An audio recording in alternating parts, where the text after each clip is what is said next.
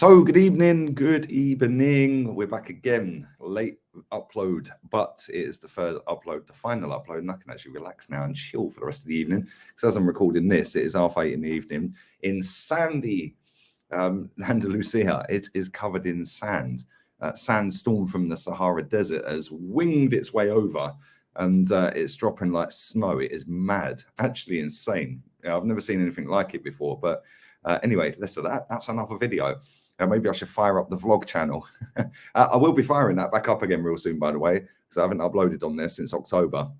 So what, 6 months, nearly 7 months? Mad, really. Time flies. But there you go. Anyway, if you haven't checked out the previous 2 videos on the channel, do go and check them out. The last one was about Patrick Vieira being inducted into the Hall of Fame. And I posed the question, is he the Premier League's greatest ever midfielder? So if you want to see my answer to that, go and check out the last video. Go and check out the video before that as well. That was a live stream earlier in the daytime where we spoke about Darwin Núñez linked to Arsenal. So make sure you go and check that out. We're obviously in hot pursuit for a striker, if you believe all of the reports out there. We'll probably end up giving Lacazette another pay rise. And yeah. Anyway, let's talk about William Saliba. William Saliba, currently in the French national side. Good luck to him. And there's a lot of talk and speculation about William Saliba. Listen, we signed this guy a long time ago, back in 2019, from St Etienne, £27 million. And since then, he has not kicked a ball in the first team in competitive competition. I remember he played 45 minutes. I think it was MK Dons, where he looked absolutely superb. But he's not kicked a ball in any other game for Arsenal in the first team. Played a load of under-23s games, etc., etc. Been loaned out 3 times, St Etienne, Nice, and now Marseille. But he has spoken, people. He has spoken. It's caused outrage online because top gooners are getting the ump, how they always do. Other top gooners are sitting there saying, and don't you find it funny that the majority, soon as one top gooner, and when I say top gooner, I mean some kid with a big account, tweets something out or posts it out on Insta. Don't you find it funny that everyone follows suit with the same narrative? Don't you find that funny? I just think it's weird that everyone has the same exact thought process on absolutely every story and situation at the football club. For example, Mikel Arteta. Everybody after Villarreal, with the big accounts, was Arteta out. Then, after Everton, that was the straw that broke the camel's back. Now, if you can't see what Arteta's doing, mate, you can F off down the lane. Everyone's back on the same narrative. Why is it every single big account on any social media platform has exactly the same thought process? I find it hard to believe, which is why I know they're all chatting rubbish.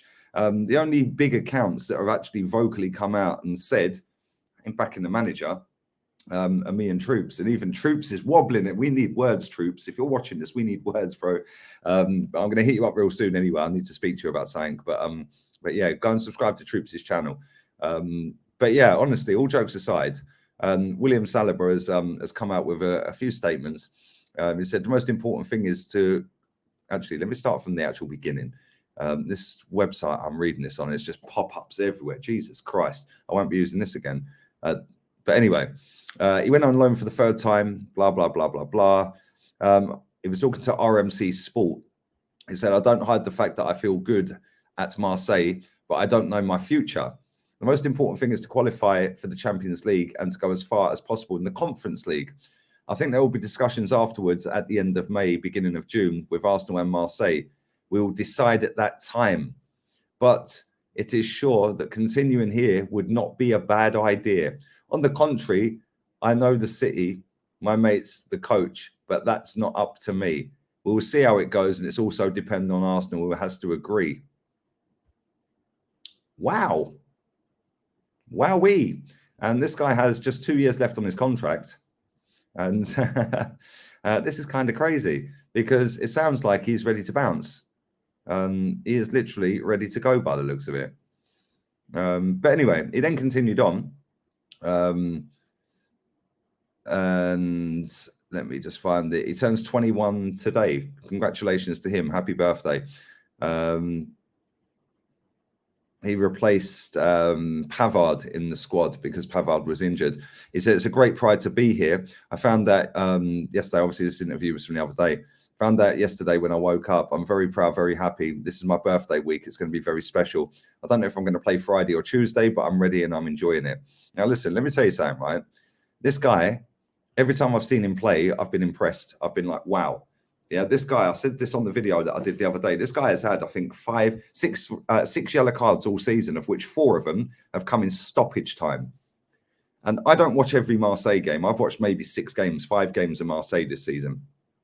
And to get 6 yellow cards in 30-odd appearances over the course of a whole season in all comps is actually insane. And especially when you dissect that to 4 of them are come in stoppage time. One of them came in the 97th minute the other day. That was the last game he played, I think. So you've got 4 yellow cards in stoppage time. So you've actually only had 2 yellow cards in 30-odd games in normal time. That tells you how good a player he is. Yeah, because the guy's not rash. He's very comfortable on the ball. He can read the game superbly. And this is why it makes it baffling for me that is not been used. There's got to be something behind the scenes that we have missed, that we have not seen, something to maybe do with Raul. We know the problem with the Pepe deal that came to surface allegedly. Maybe there's something along the same sort of lines. Maybe there's something in the contract that if he does kick ball for Arsenal over a certain amount of times, we have to pay more. I don't know.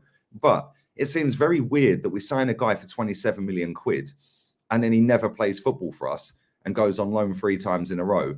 Ultimately, absolutely smashes it, gets called up for the French national team. Yes, by default, some will say, because Pavard didn't make it. At the end of the day, he's still in the squad.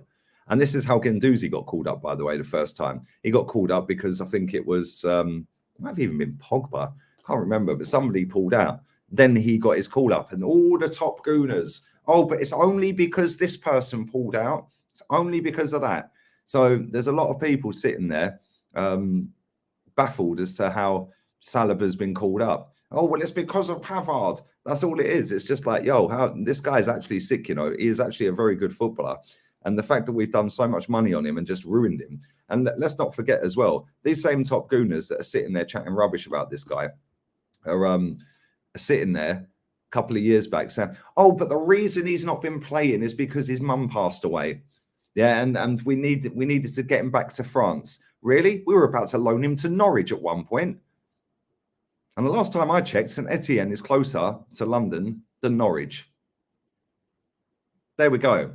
Anyway, what do I know? I'm negative. And all these toxic positive super fans and top gooners are all toxic positive. And like I said, they can't think for themselves. They'll just all follow suit. It's like dominoes. As soon as one tweets it, the next one tweets it, the next one tweets it, the next one tweets it. Nobody can think for themselves because they don't want to go against the grain. Because if you go against the grain, you get abused like I do. And these kids are too soft for that, so they can't hack it, so they can't think for themselves. But in terms of Saliba, that comment that he made tells me that he don't even want to come back. Yeah, that tells me that he's actually happy to stay, but it's not up to him at the moment. But he's happy. And then listen, let's not forget as well, Marseille have got a transfer ban at the moment. If that gets overturned or upheld, because it is only a loan, Fabrizio put that in a tweet earlier today, that he's open to the idea of moving and staying there, but it is only a straight loan. There is no obligation or option to buy him. So Marseille, as much as they probably want to keep him and as much as he might want to stay there, might not happen because at the end of the day, they're banned from signing anyone.